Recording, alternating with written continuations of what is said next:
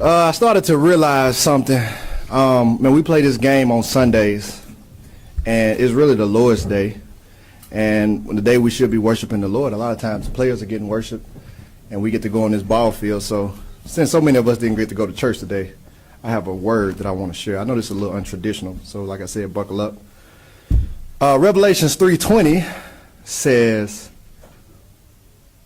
"See, I stand at the door and knock.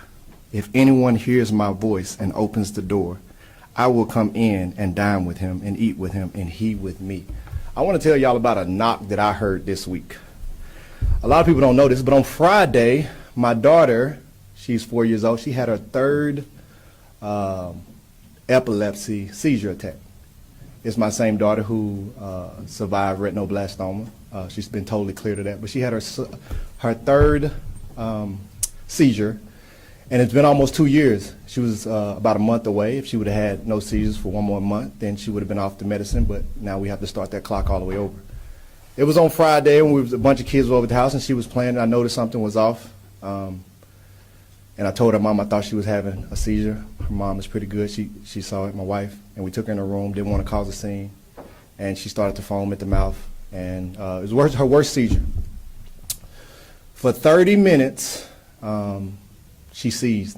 She wouldn't come, and we had to call the paramedics. They came, and so over the course of time, it ended up being a total of 30 minutes. They got her in. My wife got in the paramedics with her. I got behind them driving. You can imagine all the thoughts that's racing through your mind. The last sight you see of your daughter is she's totally out of it. Got to the hospital, and my wife told me that my daughter stopped breathing in the car twice. So I'm, of course, praying. We get to the hospital. They give her a bunch of medicine. They seizure stops. She's laying there. And at this point, if she seized for 30 minutes, you start to fear there could be development issues that could mess with her brain.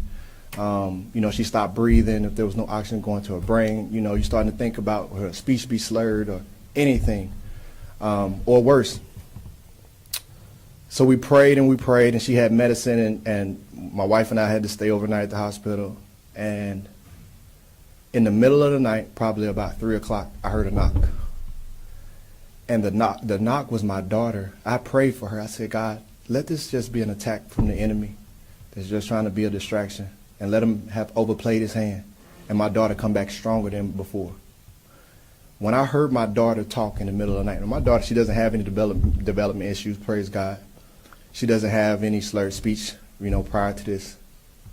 She woke up talking clearer than she was talking before. Now, anyone who deals with epilepsy knows that it takes a few days for them to come back. They usually can get back to normal wherever they were. But it takes a couple of days. They're groggy. It's a lot because what their body is like, it's like the TV just staticking in their brain. She was talking clearer than before. And it was 3 o'clock, and we heard her talk, and we let her talk for about 20 minutes and said, "Hey, baby, it's nighttime. Let's go back to sleep." And I just prayed. I started saying, "Praise God, praise God." The next morning, when she got up, my daughter was so sharp. She was able to talk to me and her mom. I mean, clear conversation. She's sharp for a 4-year-old. No stuttering. All her words clear. And my daughter, like I said, my daughter is already sharp. She was sharper than before. And if any of you were able to have a conversation with my daughter, you wouldn't know anything had ever happened. So we had a birthday party for my 7-year-old daughter that day. She got to be released from the hospital, and she came back home, and it was as if nothing was happening. She was playing with the kids the day before, and she had the worst seizure that she had ever had.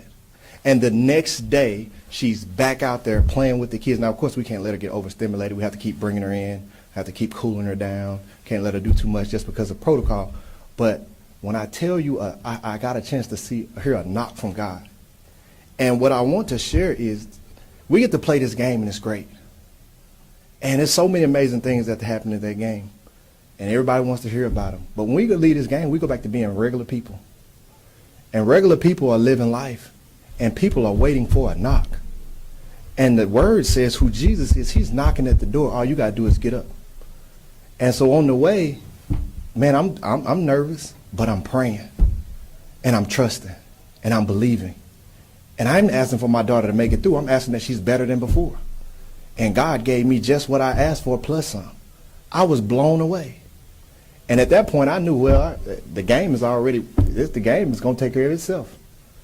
My knock had already been answered. And I just want people to know, like, if you got stuff going on in your life, lay it before the Lord. Lay it before the Lord and trust. And be expecting of a knock. Because the word says what you have to do is you have to get up and open the door. He's not going to open the door for you. He's going to knock. But you have to be listening and waiting for the knock. And when you see it, you have to get up and open the door. And your blessing is going to be there. Now, I'm going to be here to talk about football next week.